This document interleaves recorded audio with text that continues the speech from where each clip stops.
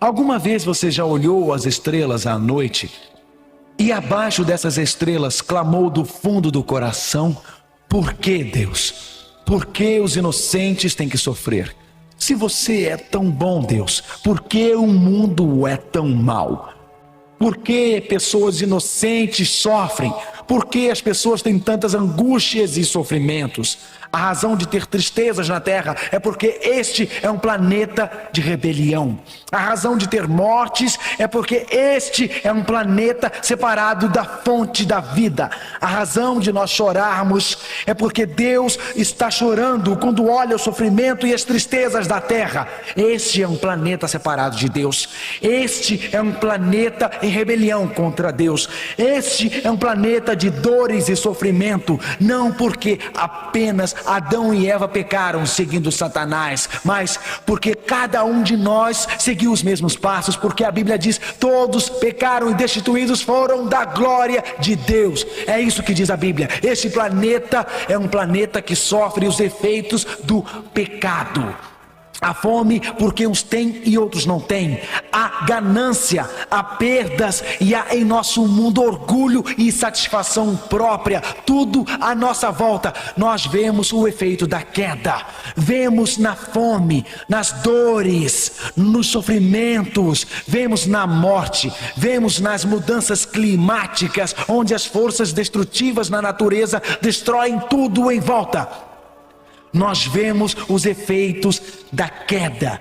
Este de fato é nosso planeta, apanhado no meio de um conflito entre o bem e o mal. Este é o planeta apanhado no meio de uma luta entre Cristo e Satanás. Há forças angélicas no ar? Sim, há. Anjos santos e justos, anjos ímpios e maus. Um conflito cósmico, uma luta. É o nosso planeta no meio disso tudo. Você pode então se perguntar: o que Deus poderia fazer quando Adão e Eva pecaram? Ele simplesmente se afastaria e deixaria este planeta em rebelião? Falaria Deus simplesmente: eu não avisei? Avisei para não pegarem da fruta, mas vocês pegaram e eu jogarei pelo espaço através do universo? Vou deixá-los a sós? Vou deixar os habitantes da terra destruírem-se uns aos outros? Vou mostrar a vocês os efeitos do pecado perante o universo? Deus poderia ter sido justo e feito isso, mas seu amor não permitiria fazer isso. Sabe, se você olhar em volta desse planeta, vai ver que ele não é responsável pelo mal. Um dia os discípulos de Jesus se aproximaram e então perguntaram a ele: se Deus é tão bom, por que este mundo é tão mau? E Jesus contou-lhes a história do semeador que saiu para semear. E então, vamos ler juntos Mateus 13, versos 27 e 28. Vejam que palavras maravilhosas. Vamos ler, por favor. Senhor, não semeastes boa semente no teu campo? De onde vem, pois, o joio? Ele, porém, lhes respondeu: um inimigo fez isso. Jesus é o dono que semeou boas sementes no campo. Ele criou um planeta perfeito. Ar puro, água pura, frutas deliciosas, com seres que amariam e o serviriam sem medo, ansiedade ou culpa. Mas o mundo se transformou em loucura, pecado e doenças. E Adão e Eva e os filhos dos seus filhos, vindo até nossa geração, pecaram. E o que nós vemos acontecendo na terra é o resultado do mal. Deus não é responsável por isso. A culpa é do inimigo. A culpa é da força do mal. A culpa é de Lúcifer, porque nosso, de fato, é esse planeta em rebelião. Sabe, os discípulos de Jesus vieram a ele e Jesus tinha feito um milagre. E esse milagre foi feito no sábado. E os judeus ficaram com raiva por Jesus ter feito um milagre no dia do sábado. E em Lucas 13, verso 16, Jesus disse: por que motivo não se devia livrar a filha de Abraão desse cativeiro? Pense nisso. Por 18 anos, em dia de sábado, Jesus falou de loucura como resultado da queda. o resultado da separação de Deus, o resultado da atividade satânica e demoníaca. O termo doença foi a primeira coisa a existir no laboratório do inferno. E então todas as doenças, pecado, sofrimento, dor, tristeza, lágrimas, desapontamentos e morte, tudo tem suas origens na queda de Lúcifer e na queda desse planeta também. Mas o que Deus faria? Sumiria com a Terra no espaço? Nos deixaria nos destruindo? Claro que não. Deus não destruiria esse planeta rebelde. Deus tinha um plano. Jeremias 31, verso 3 nos fala sobre nosso Deus. Ele diz: com amor eterno eu te amei, por isso com benignidade te atraí. Havia uma sombra escura em volta da terra.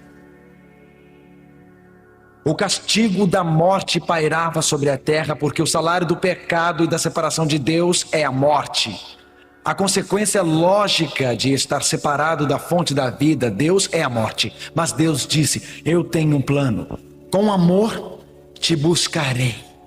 Com amor os chamarei para mim. E então Deus estendeu a sua mão à terra. O que Deus faria? Qual era o seu plano? Lá no livro de Gênesis, Jesus olhou para Satanás e disse: enganador da mulher, Satanás, porém inimizade entre ti e a mulher, entre a tua descendência e o teu descendente. A promessa do Messias foi dada lá mesmo em Gênesis 3. Quando Adão e Eva pecaram, Deus disse: não acabarei com esse planeta, nem o jogarei no espaço. Não destruirei o planeta Terra, mas prometerei que um Salvador virá. Jesus, a sua graça é sempre maior do que o nosso pecado. O que Jesus provê é sempre maior do que as perdas. E quando Adão e Eva pecaram, Deus teve um plano. Através dos anos, o Messias viria. Ele nasceria do ventre de uma mulher, o Salvador. Adão e Eva pecaram. A terra foi sentenciada à pena de morte, mas Cristo mudaria essa situação. Deus mudaria os efeitos do pecado.